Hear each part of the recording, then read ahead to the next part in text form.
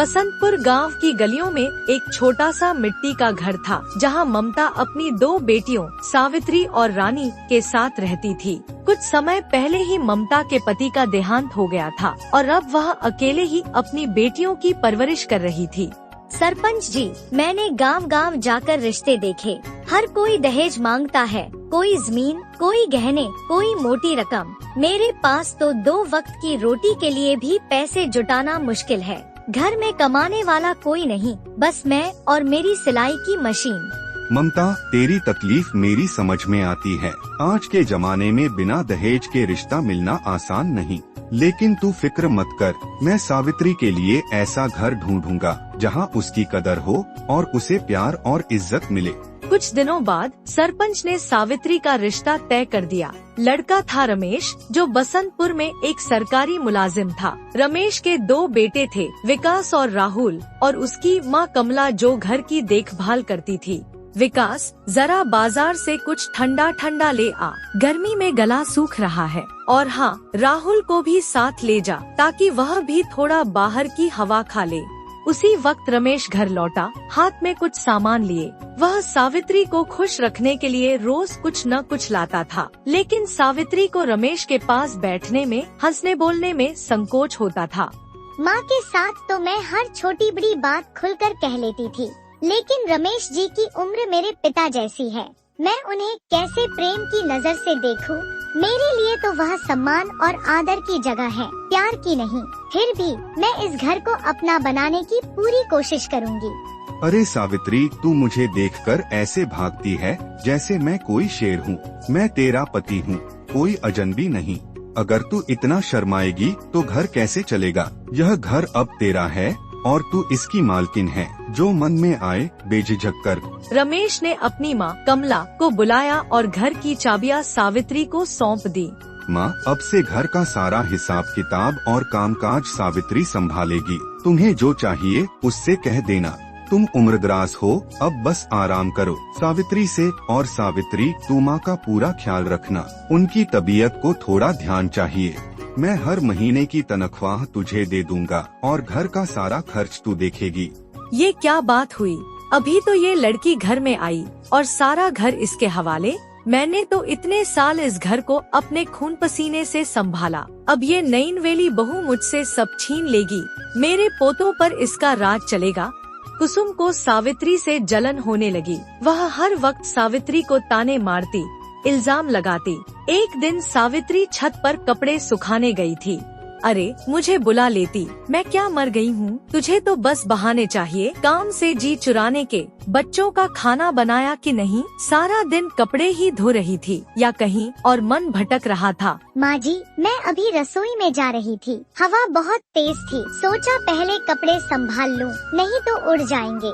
हाँ, तू तो सारा दिन अपने लिए सत्संवर रही है। मेरे पोतों की फिक्र तुझे कहाँ? पहले मैं उन्हें जेब खर्च देती थी, उनके लिए मिठाई लाती थी। अब तूने एक पैसा भी नहीं दिया। बेचारे बच्चे भूखे रहते हैं और तुझे क्या परवाह? सावित्री चुपचाप कमला की बातें सुनती और अपने छोटे से कमरे में जाकर आंसू बहाती।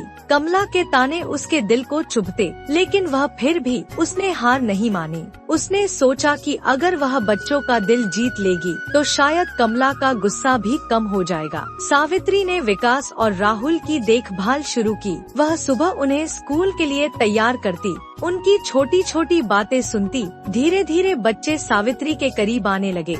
एक शाम राहुल ने सावित्री से कुछ कहा। माँ, तू मुझे कोई कहानी सुनाए न। मेरे दोस्त की माँ उसे रोज रात को कहानियाँ सुनाती है, मुझे भी सुननी है।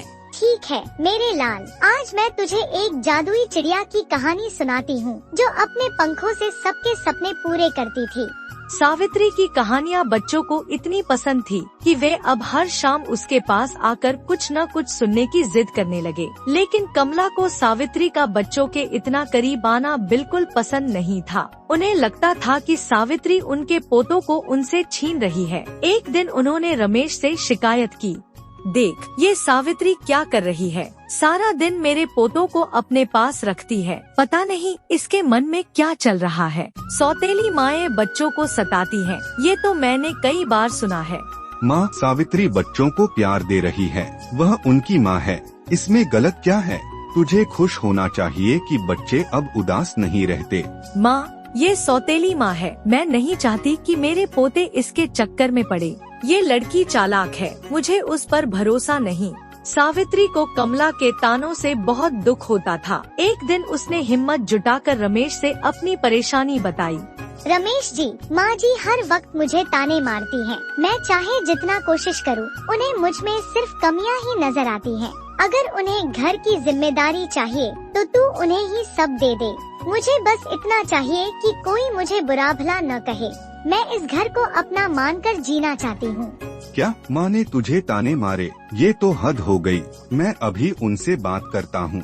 इस घर की मालकिन तू है सावित्री। माँ को शांति से रहना होगा, नहीं तो ये घर किसी के लिए सुखी नहीं रहेगा। रमेश ने कमला को बुलाया और सख्त लहजे में समझाया।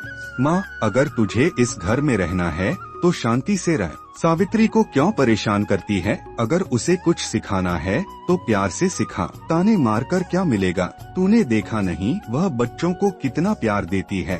अरे ये नई बहू तेरे कान भर रही है। मैंने तो कुछ कहा ही नहीं, तू तो बस उसी की सुनता है। मैं तो अब इस घर में पराई हो गई। मेरे पोते भी मुझसे दूर हो रहे हैं। तभी विकास और राहुल स्कूल से लौटे और कमला से खाना मांगने लगे। दादी कुछ खाने को दे दे, भूख लगी है। जाओ अपनी नई माँ से मांगो, मुझे क्यों तंग करते हो? मैं तो अब इस घर में कुछ नहीं हूँ। अगर तुमने अपनी माँ को परेशान किया तो मैं तुम्हारी खैर नहीं। सारा दिन इधर उधर घूमते हो, थोड़ा पढ़ाई लिखाई करो। आप दादी को कुछ नहीं कहते। दादी कहती है कि माँ हमें परेशान करती है। मैंने ऐसा कब कहा? मैं तो तुम दोनों को अपने बच्चों की तरह प्यार करती हूँ। तुम्हारी खुशी के लिए मैं कुछ भी कर सकती हूँ। रमेश का गुस्सा और भड़क गया। उसने राहुल को डांटते हुए उसका कान पकड़ लिया। राहुल जोर जोर से रोने लगा। कमला ने उसे छुड़ाया और रमेश पर बरस पड़ी। बस कर रमेश, बच्चे को मार डालेगा क्या? नई बीवी मिली तो अंधा हो गया है तू। मेरे पोते को तू इस तरह सताएगा? कमला गुस्से में वहाँ से चली गई। सावित्री ने राहुल को अपने कमरे में ले जाकर चुप कराया। सावित्री बच्चों की देखभाल में इतनी व्यस्त हो गई कि वह रमेश के साथ पहले जितना वक्त नहीं बिता पाती थी। रमेश को यह सब देखकर खुशी तो होती, लेकिन कहीं न कहीं उसे शक भी होने लगा। उसे लगने लगा कि सावित्री का बच्चों, खासकर विकास के साथ ज्यादा समय बिताना ठीक नहीं। एक दिन रमेश का पुराना दोस्त गोपाल घर आया और उससे बातें करने लगा। रमेश, तू अपनी बीवी को थोड़ा और वक्त दे। बच्चे तो ठीक हैं, लेकिन सावित्री को भी तेरा साथ चाहिए। कुछ शायरी सीख ले, उसका दिल जीत ले, और हाँ, कभी उसे बाजार ले जा, कुछ नया दिखा। यार, दफ्तर में काम का बोझ बहुत है, फिर भी मैं जल्दी आने की कोशिश करता हूँ, लेकिन सावित्री अब ज्यादातर बच्चों के साथ ही व्यस्त रहती है। मुझे लगता है वह मुझसे ज्यादा बच्चों को वक्त देती है। उसी वक्त विकास स्कूल से लौटा और सावित्री से खाना मांगा। सावित्री ने उसे प्यार से खाना परोसा दिया। रमेश को यह देखकर गुस्सा आ गया। ये विकास तेरे पास खाना मांगने क्यों आता है? इसे माँ के पास भेजा कर। तुझे हर वक्त इसके साथ क्यों रहना है? मैं तो बस बच्चों को प्यार देना चाहती थी, इसमें गलत क्या है? विकास मेरा बेटा है, मैं उसकी फिक्र करती हूँ। रमेश को शक होने लगा कि विकास और सावित्री के बीच कुछ गलत चल रहा है। उसने फैसला किया कि विकास को हॉस्टल भेज देगा ताकि वह सावित्री से दूर रहे। कल से तू स्कूल के हॉस्टल में रहेगा। मैं मास्टर जी से बात कर लूँगा, वहाँ रहकर तू पढ़ाई पर ध्यान देगा। ठीक है बाबूजी, मैं चला जाऊँगा।